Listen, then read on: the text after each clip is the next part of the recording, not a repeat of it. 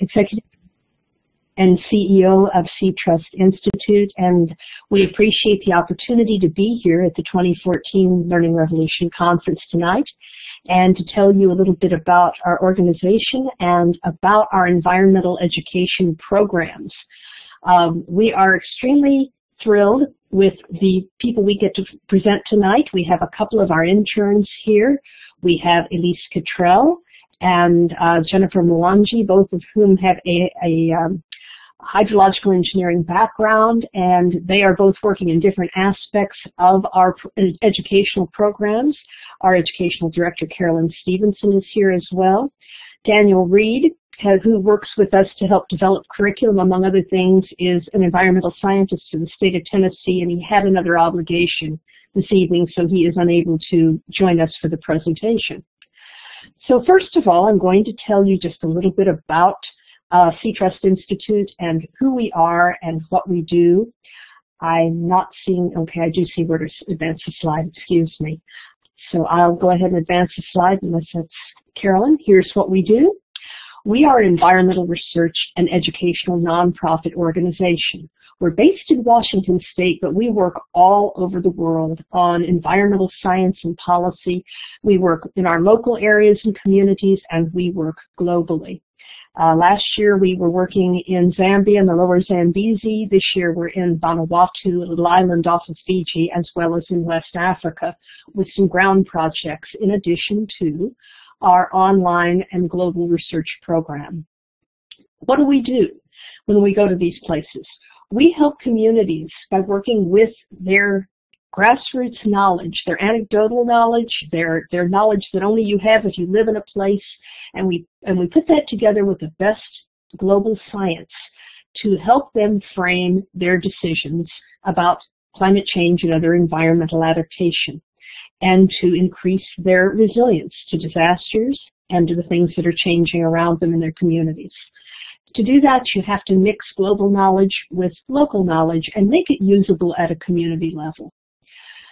So we do this through research and education and our climate change adaptation programs. And because they are enacted at a community level, they have to be customized for the different regions, the different climatic conditions, and we have to account for the specific things that are going on. Some places will have more drought. Some will have floods and drought at certain different times or extreme weather events, whether they be typhoons or tornadoes. Most of the coastal areas in the world are dealing with sea level rise in one form or another. So all of those are areas that we work in at Sea Trust Institute, and we work at the United Nations level, globally, as representatives and run sessions there, and we work in the local communities with the people.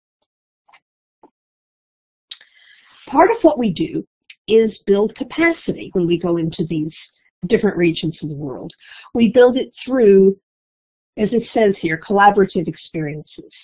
We really want to engage. In fact, it's absolutely critical that we do engage the people in the field and the local communities and the local governments groups and governments. And we do it through a process that we created called the Halcyon Adaptation Scenario.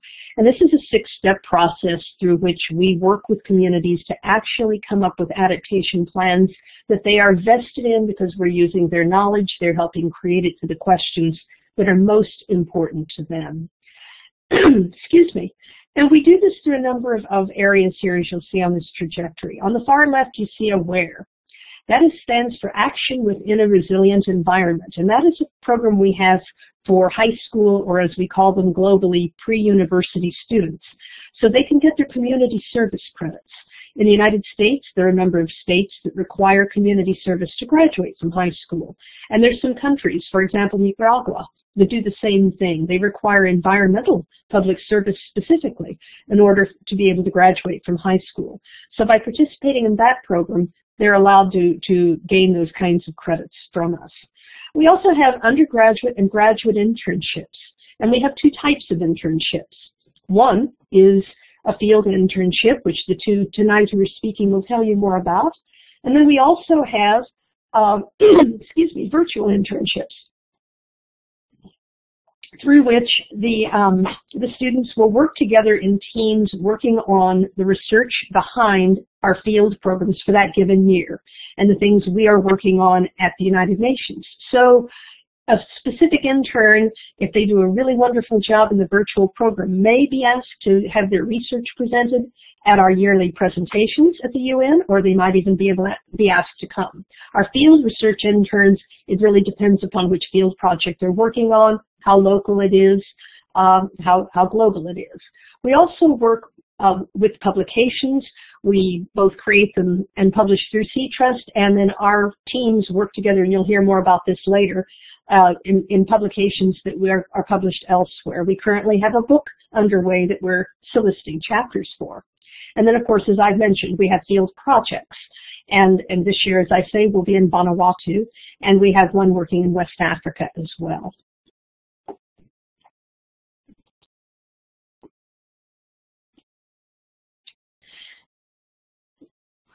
So why would people want to intern with us at C-Trust? Well, I think there are a number of reasons, and I think this bears out by the fact that we have people that are soliciting and finding us and saying, may we intern with you?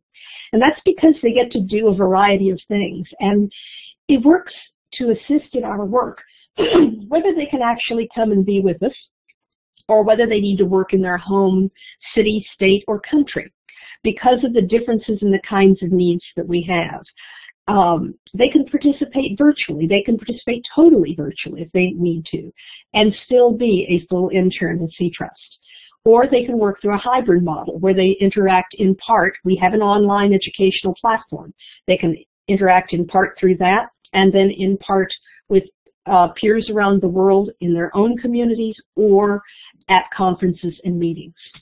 And what do they get out of this? They get to develop a significant research proficiency.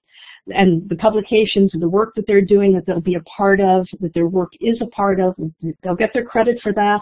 And it also helps them on their vita to show the work that they've actually materially contributed to, that's actually being used by an active NGO working in the field. This is great for academic and professional advancement. It helps them begin to put together the background for funding for their own work or for work with other colleagues and for their future academic and professional projects. We create a lasting collegial and professional connections network for our interns. They don't leave us when they leave their internship. They're still part of our C-Trust group of ongoing and growing researchers. And we keep these folks as research fellows in which they can go on and have a place to meaningfully come back and work with their research as they grow in their fields and continue to contribute to us as the global knowledge grows. So yeah, we have some pretty good options. I think it's a really nice mix. And it really is all the same to us because we need that research on very specific things. It might even be the cultural aspects or applications of what's going on in a country that we're going to work in. Sometimes a country national can contribute in that way, in a way that no one else can, to make our actual work in country much more credible and useful to people, and which at the end of the day is, of course, why we're all there. So that's why to intern with us. There are a lot of opportunities. They can get course credit. They can do it for a non-credit program. It really varies depending upon what you're doing. Right before this presentation tonight, I was working with a young lady who's coming to us this summer from Mexico for course credit. And we were going through all of her translated documents to be sure that we had them all right for, we were saying exactly the same things in Spanish and in English for her university. So yeah, it is a diverse skill set for various projects. We need all kinds of things, and so we have room for different kinds of interns. We have a pretty extensive process of clearing interns to be sure they are bringing skills that we need for a given project.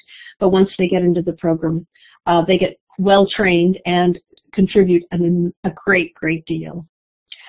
So our training is held in our educational platform online, except of course the field research interns will also have field training when they come on site.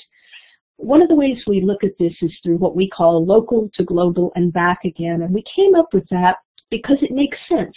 You have to work locally, and then we have to take it globally to get its credibility and to get access to the best knowledge, the best science, and the best collaborative partners we can get anywhere in the world. And then we bring that information back locally to the place where we're going to be working, whether it's in my own backyard or in a country halfway around the world. So through that, interns get to participate with all levels of people, with all levels of expertise. We may have an undergraduate working alongside a hydrological engineer, working alongside a PhD social scientist, all working on the same topic. So, well, thank you. It's not a common option even now, apparently. So I think it's a wonderful thing. We developed it out of a need we have, but also the desire to work with students at various levels, because it's right. It's never too late, as Jennifer says. So this is the kind of work that we're doing. So since Jennifer decided to help us out there on the chat, I'm going to introduce her briefly and let her tell you in her own words a little bit about her internship experience with us. Jennifer is from Kenya. She's currently residing in the United States, and she has a master's degree in hydrological engineering. She is doing amazing work with us. We are incredibly lucky to have her. But I'd like her to tell you in her own words a little bit about her internship experience so far and what she's looking forward to the rest of this year with us here at C-Trust. So Jennifer, I'm going to mute and turn it over to you.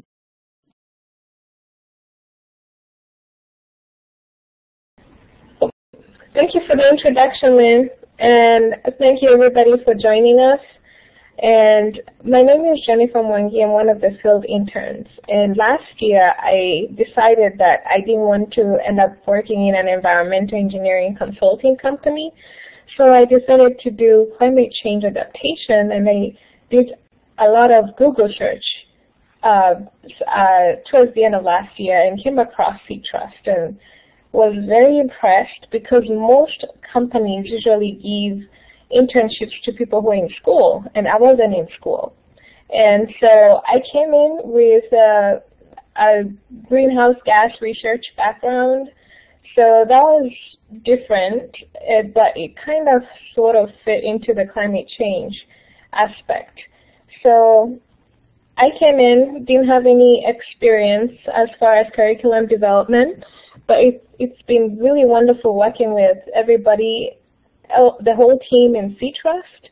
And so far we are working on developing a curriculum for a C-Trust course for students, aware students, high school students, as well as interns who are college students working on different research programs. And we're trying to customize the program to fit their respective expertise or their interests. And we hopefully, we want to transpose the material into different contexts. So we have the curriculum designed to teach students about the physical science part of climate change, as well as social science aspect of climate change and the impacts it's having in people's lives, and hopefully combine those two into a way that the students can then own it, and then using the Halcyon program or process, they can be able to create their own solutions for the different environmental hazards that they may face in their communities. And so that's why we hope that the material will be able to be transposed into their communities, and have the high school students, who are the future leaders of tomorrow, be able to solve their own problems. So it can be used, the course we hope will be used in the community as well as the governments in different parts of the world. And the other part of my responsibility as C-Trust is I work on fostering partnerships between C-Trust Institute and other youth organizations that are working on the same kind of climate change adaptation projects around the world, as well as locally. And this has been interesting. We're still working on it, but we hope to be able to promote C-Trust Halcyon development process to the rest of the world. And the other part of it that I work on is policy development. I'm still learning policy. It's not my strength, but with Lynn's guidance and working with Daniel, who's the other field intern, it's been really great because they're able to guide me in developing this part of it. So that's a little introduction on my part here. Thank you very much. Thank you, Amy. So I'll let Lynn discuss a little bit on what Daniel, the other field intern, has been doing. He actually did design the background of the presentation. This is an infographic we'll be using to promote C-Trust, and I'll let Lynn discuss that. Thank you. Thank you so much, Jennifer. Jennifer is very humble. She has done amazing work in the few months she's been here and brought so very much to the table, both in terms of curriculum development and in terms of the just the science work behind her. She comes with a heavy science background, and teaching her how to integrate that into the social side of things, the economics, the social issues, and so forth are part of what we're working at. And we use as our guideline human health. So she has to learn about that too, because we look at the effects of climate change on a community in terms of how that affects the health of the population, because that gets everybody involved no matter what their level in government or their level in the hierarchy of a country or of a town. So she's done an amazing job, and policy's new for her, but she's going to work with us on that. Actually, Daniel, who is not here, the one who had to leave, he isn't actually an intern. Well, there's not his slide there. I thought we had a slide for him. He's actually a volunteer with us. He is an instructor at a university as well as an environmental scientist for the state of Tennessee. And his background is life cycle assessment. So he brings life cycle thinking into our curriculum development as well. And for those of you that know anything about life cycle assessment, it's a pretty formal process that looks at the environmental costs of any activity from what they call cradle to grave, or in the sense of cradle to cradle in the newer way of looking at it, which is what are the environmental costs of if you're manufacturing a plastic bottle, from getting the materials together to manufacture that bottle all the way through the process, the distribution, the selling, the use, and the disposal. So we look at the same approach to creating climate change adaptation, or to thinking about the environment. We look at it also in terms of a service, or in terms of whatever your choices are. What are the costs? Because every cost has a choice.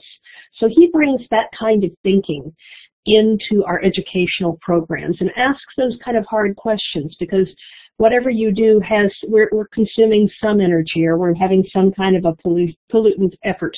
And so how are we accounting for the costs and the environmental costs of all that we do in the choices that we make? And putting this in a positive to how are we actually sometimes making a net contribution to environmental issues, and a way of accounting for that in a semi-formal way. So that's part of the expertise Daniel brings to the table in terms of his background, in addition to the fact that, just quite by accident, I discovered he has this wonderful graphics capability and could put together things like our background, like some of our presentation materials, and help considerably in our graphics. So he's a wonderful addition to our team too, and we're very, very pleased to have him. So to get another voice in here, I would like to see if Carolyn would like to talk about AWARE, Action Within a Resilient Environment. Carolyn is our education director, and she's been instrumental in helping us pilot and launch this incredible program for high school students. So Carolyn, could I give you the mic for a moment?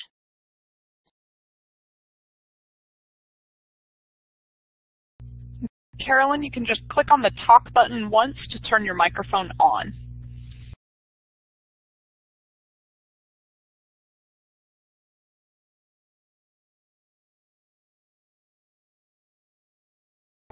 AWARE, or Action Within a Resilient Environment, is a C-Trust initiative to work with pre-university students. When Lynn and I had talked last summer about really there was a gap in terms of the amount of programs and things being offered for high school age students, or for even middle-aged students. And what AWARE does is work with high school students on educating them about activities related to climate change at the local community level.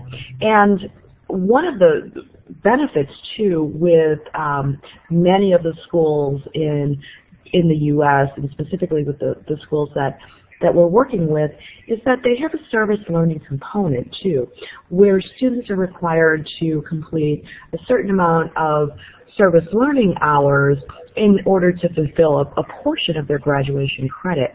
So not only does it allow students the opportunity to really gain environmental education and to help out their community, but it also benefits them in terms of some of their graduation requirements. It's an excellent way for students who are interested in going into longer-term college environmental studies to get that hands-on experience while in high school. It's also a great transition for students when they go into college to transition into the upper division internship program. And it looks phenomenal on university applications. Projects are very, very diverse. Like Lynn had mentioned about the internships, the projects can be tailored towards the students' interests. They can be scientifically based if the students are, very much interested in the science aspect, or they can even be socially based as well. When we launched AWARE Chicago last October, living in Chicago, there's a number of things related to climate change, how the winter only has manifested even further, but dramatic changes where things like polar vortexes and ice caves appear, along with a lot of water-related issues. The Chicago River is highly polluted, and how is this impacting their environment? Also, too, the projects can also be geared towards, it doesn't have to only be related to a student that is interested in going on to study environmental science at the college level. But, for example, a student that has an interest in the arts can develop a project where they can write a song or create an interpreted dance about climate change, and that they can take back to the community and present in a play or to their school or to a local community group. And it's through education and experience working with people like Daniel or Lynn or Elise or Jennifer, that these students get this very, very valuable professional knowledge of the challenges that directly impact their community and how they can personally make a positive impact. There's, of course, no one way, to change the world. But it's one person, it's one community at a time, and a lot lies in the education. So it's a great program for students that are at that pre-university level, and it gets them also excited about potentially pursuing other avenues in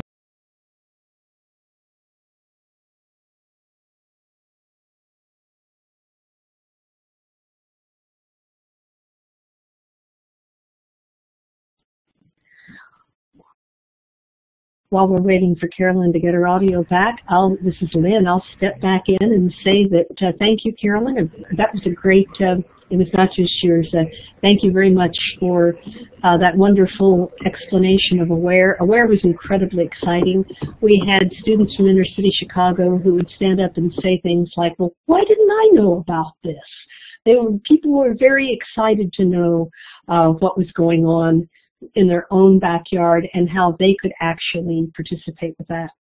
So we have another voice of experience here. We have Elise Cottrell, and Elise was in Chicago with us and did a phenomenal job of relating directly to the students and getting these students from inner city Chicago all excited and thrilled about the work they could do within their own communities.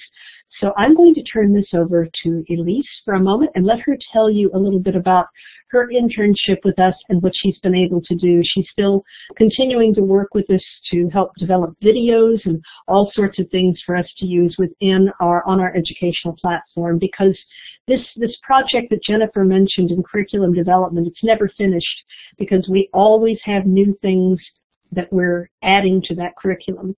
It's now, for example, the Intergovernmental Panel on Climate Change came out with the AR5 report in the last few months, and the most recent Working Group 2, part of that, and I happen to be a reviewer on Working Group 2, came out last month, and it's included in our curriculum. So, excuse me, we keep updating this curriculum continually. So, Elise, I'm going to turn this over to you. And let's talk a little bit about what you did in Chicago, what you're doing with us now, and where you're going from here, because after working with us, she has some very exciting things ahead. Elise? Thanks, Lynn and Carolyn. I'm Elise Guttrell. Just give a big, quick background of me. I have a biology undergraduate degree and an environmental engineering master's degree. Unlike Jennifer, I actually went into environmental engineering consulting, but I started with C-Trust while I was still in my master's program. I really liked the idea of STEM projects and outreaching into a community and sharing my knowledge with students, mostly high school or middle school, and getting them excited about helping the environment and just sharing my knowledge with them so they can be excited about it.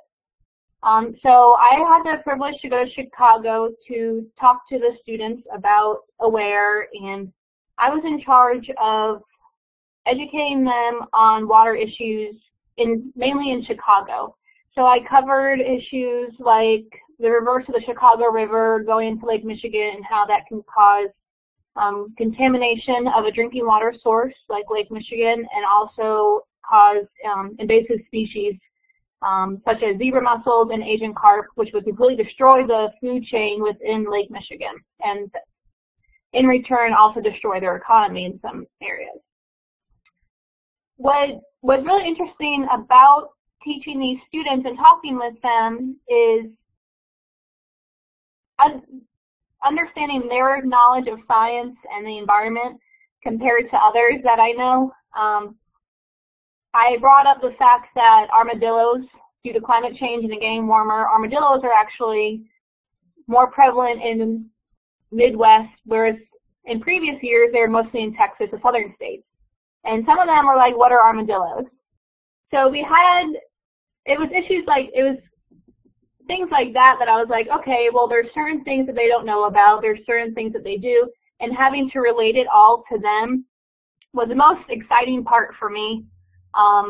Like Lynn said, some of them were like, oh, I've had that happen to me, or, oh, why don't we know about this?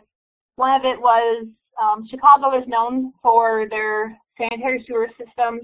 They're creating a giant underground system for storage.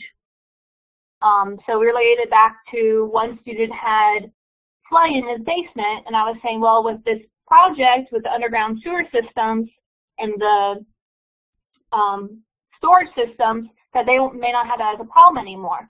And being able to link something that they saw in real life to a science aspect or engineering aspect and how to fix it, they really got a good understanding of it, and they were actually really excited to go and onto the project. Like Lynn said, they could do whatever they want. Like what Carolyn said, they can do whatever they want. It could be a science project where they do an experiment, or they can do a talk within a community or a mural. I know a few of the students wanted to do like a stage reenactment or a song, or some of them really liked art, so they wanted to do a mural in their community and then present to the community about what it means and how, as a community, they need to fix these problems. So that was what the Chicago experience was for me, and we're continuing on to other cities as well. And for personal gain as well, I've always been interested in the nonprofit sector, public policy, wanting to help people. So that's what I felt I've gained most from it. And then I've also recently joined the Peace Corps. I got invited to go. So this has definitely helped with that process as well. And it will help while I'm there in the future too. So that covers what I have done. I'm also helping with videos, like Lynn said, with the education platform, doing ones related to local communities as well as worldwide or just regular environmental issues throughout the world. Lynn, if you want to go on and speak further. All right. Thank you so much, Elise. She's going to actually do her Peace Corps work in Peru, which is incredibly exciting. We will be presenting at the United Nations Framework Convention on Climate Change in December in Peru, and I'm hoping that wherever she does get stationed, she will be able to join us there and be part of our delegation, even though she'll then be a Peace Corps volunteer. It's been, she's a wonderful addition. We've enjoyed having her, and we'll continue to enjoy having her and work with her off and on. But as I say, we don't let people go. They come through and then hopefully stay a part of us on into the future as they gain new skills as well. So thank you, Elise. You did a lovely job in Chicago. You continue to do a lovely job, and whoever gets you will be very lucky. All right, you want me to talk a little bit about how education is capacity building? Well, I think that is a very important part of what we do. When we go into a country or we go into a neighborhood, it's really no different. One of the first things you have to do, and it's talked about as capacity building. What is that? That's actually getting the people on the ground to have the skills to take and own their own decisions, in this case, for creating environmental adaptation for the things that are going on around them. Like I said, whether it's drought, whether it's flood, whether it's extreme storms or sea level rise or whatever the problems they are. So education is our vehicle for action. By educating the people in the community and by educating youth and having the youth go back and actually educate those people in the community, which they start as early as AWARE as well as the interns. Those AWARE students have to go back and deliver a presentation of some kind to their community. As Elise was saying, whether it is a lecture or whether it's a theater performance or a song. We had one that was doing graffiti art. So whatever their form of expression is, that is part of education as action. They're going back and actually building capacity in their own communities, because communities will be proud of and support their youth as their youth are learning and listen to them. And even if they kind of ask them questions or they're disgruntled in the beginning or it's a change of the way of thinking, there's no better way to get a community to build its own capacity than to train the youth and have the youth go back and train the community and to continue to support that process. And so we do that through the Halcyon adaptation scenario approach, and in some cases the communities will use the entire process, and in some cases they'll just be guided by it, in which they begin by asking a question or a series of environmental questions that are important to them, discovering which aspects of research they are going to use, both globally and locally, and why they're choosing those specific sources. I mean, some people want to use the global sources exclusively, but most want to also add their local knowledge or their anecdotal or even their tribal or knowledge in the cases of places where we're out with indigenous peoples. So it's really important that they are able to understand why they choose what they choose. Then they get to apply the choice of those data to very specific issues and ask the hard questions of when something is more important than something else. How do you prioritize your choices as you look at stresses put on your system, how vulnerable you are, and how you can shore up against those vulnerabilities, against disaster, and then when certain kinds of disasters occur, what you're going to prioritize is important and how you're going to go about building a scenario that everybody can be a part of. And so students get trained in this idea and this work from the very, very beginning by applying this framework to their own research projects, whether at the AWARE level or whether at the internship level. Of course, it's different for the AWARE students who are much more locally focused solely than the interns who will be working with the global projects. But they are challenged to think about how that plays out in their own backyard, how that plays out in the issues they're facing, as well as the project they may be working on, say, in West Africa or in Vanuatu or wherever it is. When we piloted the Halcyon process last summer for 5 months in the lower Zambezi region of Zambia, we worked with native Zambians in both in that were English speakers, and then we worked with some out in villages and had to take one of their local people who worked in some of the lodges to take us out to the villages and be our translators to work with the people in the communities. So it really is an organic process for us. But we have discovered and truly believe that the best way to build capacity for understanding with the environmental changes is to engage the youth, and the best way we have found to do that are through these semi-formal programs of internship and AWARE. So Halcyon is both a process and a software tool, because in addition to the process that I've been describing, at the end of collecting all that data, we run it through a series of algorithms, and it produces a story written by the people for themselves that they can go back and renegotiate with either new data, new questions, or whatever, and become a process they can own and take forward into the future, whether they use software or not, because some places like the lower Zambezi in a village which has a dirt floor rarely has internet access. So we can't put this as a totally a software tool. We started thinking that way and decided it's really a process that has a software application to it.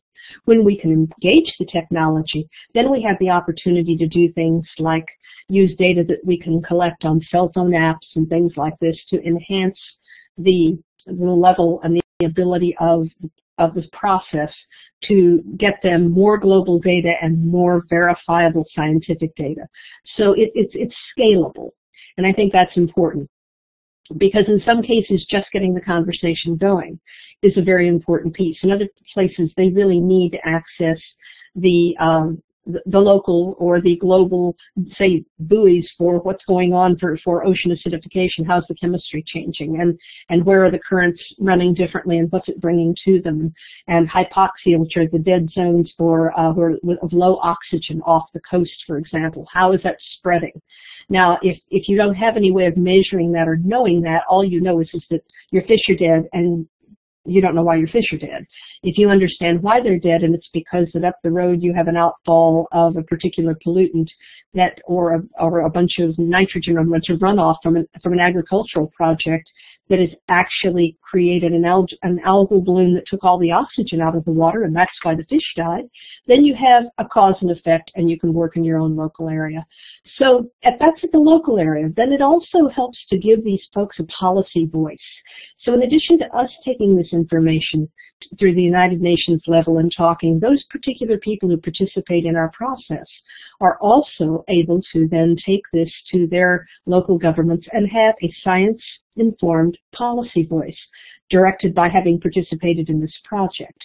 And again, with the youth being a big part of this, being a part of not only the data collection but of ownership of the process, they're also developing lifelong skills that they can use to have a bigger impact in their world in a variety of areas way outside of even the environmental realm, once they learn and understand how to take knowledge, support knowledge, and present it with a policy voice to people who make those decisions, and how to integrate different kinds of information from science, anecdotal data, social issues, and health data, and make it make sense. So that's a little tiny introduction to the Halcyon process, and that guides our educational programs from the AWARE student who's writing a musical comedy song or doing graffiti art to our PhD level interns who are doing, really significant peer review type research and publication material. So these are some of the topics that our interns are working on. They're working with environmental adaptation plans, which could be in your local community. The U.S. is currently having climate change adaptation plan discussions at long last. The rest of the world, we have, for the developing world, There are national adaptation plans of action they've been working on for a number of years. The 194 signatories to the United Nations Framework Convention on Climate Change, all of the developing countries were charged with putting together these national adaptation plans of action that are now just beginning the implementation phase. So it depends upon the level at which that intern is working, what kind of environmental adaptation plan they might be working on. It may be very specific in terms of their water quality in their particular location, or it might be something much larger. We work on sea level rise. We work on this in a variety of ways. We work on it from an economic standpoint, as well as, for example, insurance and what's going to be insurable as sea level rises. That's a very big issue right now in the world in terms of if you have a downtown Manhattan building and you want to know if it's going to be covered as sea level rise and extreme storms happen more and more off of New York, you're going to care about that, as well as just general community planning, disaster risk reduction. And that links into coastal disaster risk reduction as well. In addition to sea level rise, we're very concerned with ocean chemistry changes, the things that go on with the acidification, the depletion of the ability of anything that has calcium in it to create a shell, whether it's our oysters here in Washington State or the coccolithophores that put more oxygen into the air than all of the forests in the world. That is a small microorganism that congregates in such huge numbers in the North Sea they can be seen from space. So we work with all those kinds of issues. We work with water scarcity, both in terms of quality and quantity. We work with invasive species. This is a huge thing that's happened as we have moved around more. Sometimes it's something like the green crab, which has become a very big problem on the West Coast, or the zebra mussels that Elise was talking about in the Great Lakes. There are all kinds of invasive species that get put around by boats, or perhaps because as climates change, as the armadillos, as she said, we're moving north. I had almost forgotten the armadillo conversation. That was so funny. But as we see armadillos in new places, what do they do to change the whole ecology of an area? Sometimes a new invasive species can completely change the rest of the plants, animals, the interactivity, and even the productivity of things that people depend upon for their livelihoods. We work a great deal with human health and climate change and partner with health organizations all over the world. Our African project right now involves training nurses in disaster risk reduction people in Nigeria and in 30 areas across Nigeria to develop and deliver climate change adaptation plans and information through disasters that are already occurring and that continue to occur. And we link that, of course, with some of the diseases that are going on, like malaria, but other things, all of the enteric diseases you get from bad water and all those kinds of things as well. This particular project is being run under the auspices of the Minister of Health and through the African Development Bank. So it's definitely a health focus. And yet, and that fits with what we believe too, because we do believe that health is a great guideline for what's going on, because people care about their health. It's your health, it's my health, it's everybody's health, as one of our African partners has said. And that is, as I said, the great leveler. So we use health, not that it's more important than any other what most of the world is calling indicators, but because it is something human beings can relate to, and they will get engaged in a conversation about their health. We work with green building and community design. We care a great deal that it's not just because it has a stamp on it that may say, hey, we're green. What does that really mean? That gets into the life cycle thinking again as well, and helping communities make good decisions in which they incorporate some of the parts of the natural world that they depend upon rather than destroy it and have to make a choice.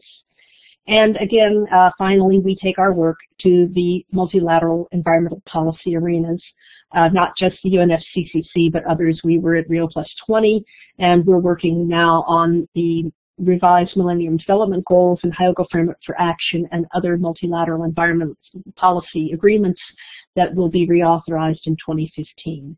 So our interns get to work on all of these things at differing levels depending upon the time they come in, what projects level we're focused on, the research needs we have at that moment, and what their general and specific areas of expertise are. So we have current opportunities in these research internships and fellowships, and we do invite our students to take a series of internships.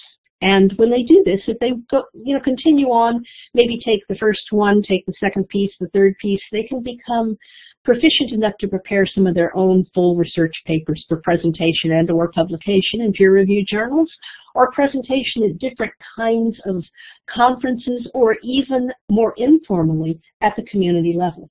All of these are important ways to get the message out. This is not just an academic conference approach. It's also a practical approach. So students will tell us why and what they're going to be able to do. We'll do our best to support and help them get there, while they are contributing to our larger approach in terms of the things that we're doing as well. So they can participate in a single internship. They can participate in a larger internship if that's what they want to do. And as I said earlier, exceptional interns may be asked to join us at one of our UNFCCC delegations. We go every year to the annual COP meetings, and this year it's in Lima, Peru. Next year is a great big one in Paris. We will have more. In 2015, we'll have a number of delegation slots available for interns, and we hope to take a number of them with us to Paris. And they'll get to present on a panel like what you see here. This was in Durban, South Africa, and when we were presenting there.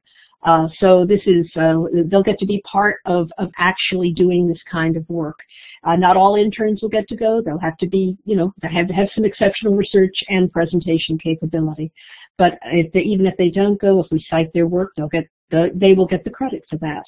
So it's a pretty important and impressive set of skills they get to gain. They gain presentation skills, preparation skills, and just the finesse of working in the global multilateral political environment, as well as the ability to contribute research and hone their research, publication, and grant development skills. So Carolyn, do you want to take this, or would you like me to continue on? This is a book that Carolyn and I are editing currently, and we have out a call for proposals.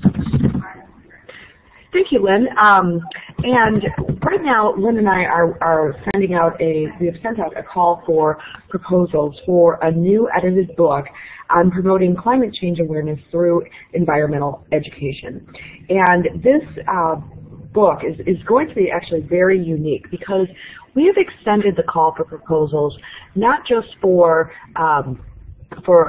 academics or for folks that are working in the field of environmental education, but we have also expanded and encouraged contributions from youth in terms of their perspective, if they've worked on projects, if they're involved with an organization.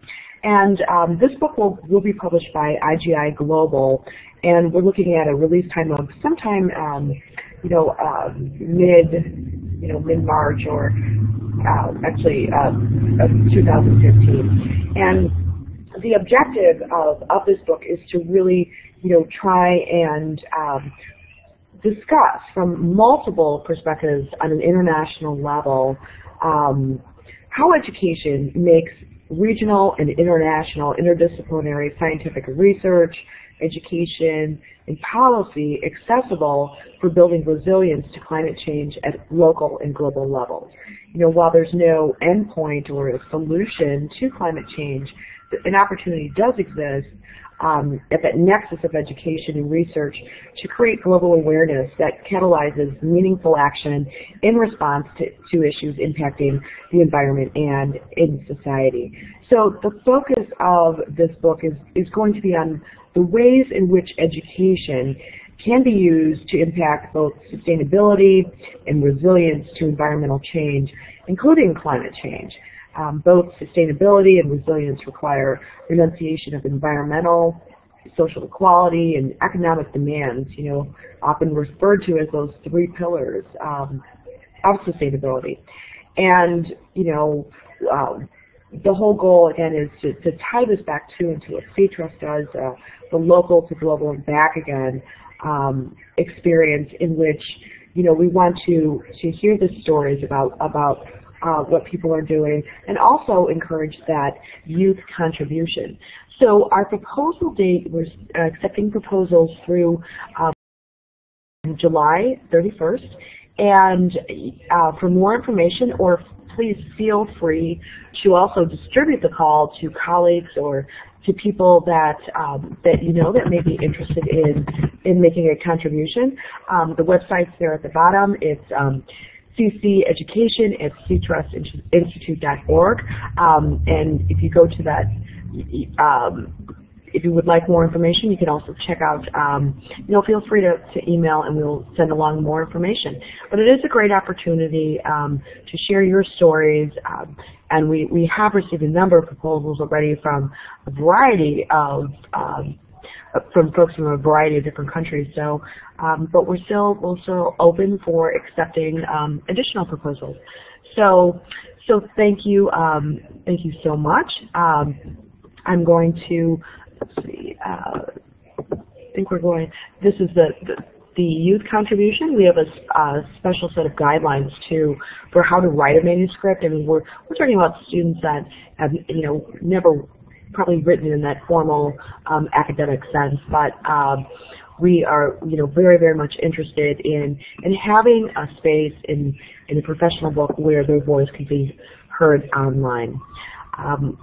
For more information on applying for internships, definitely check out our website. The applications are all available online, and the positions are still available as well. So I'm going to stop here, and we'll only have about 3 minutes left or so, but I guess we can entertain questions, and Lynn can just say a final. Thank you so much, Carolyn. Yes, we're very excited about the book. We're working with youth organizations to put together comments from youth.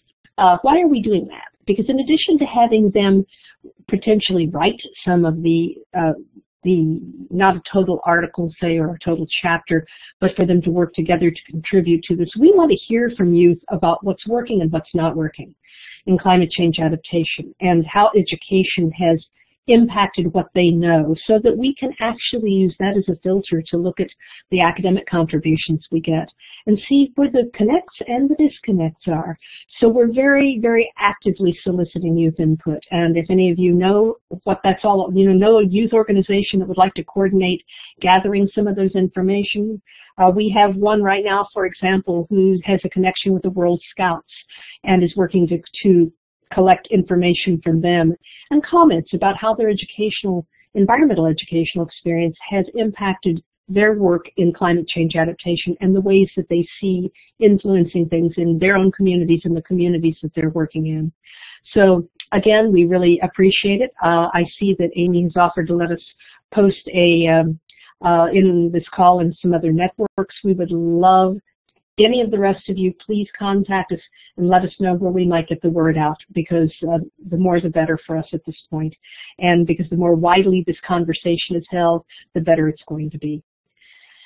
So with that, are there any questions from anyone here or anything we can ask? And for those of you who will be watching this on a recording, please feel free to contact us with any questions you might have, any comments, any ideas for partnerships, places that you see you would like to work with C-Trust or would like C-Trust to work with you. So with that, I thank everyone for their time, their input, and for those of you who are here, I appreciate your attendance, and for those of you who will be joining later with the recording, I hope that the information that we've delivered helps you think about how to discover, rethink environmental adaptation methods in terms of how education impacts that for all of us.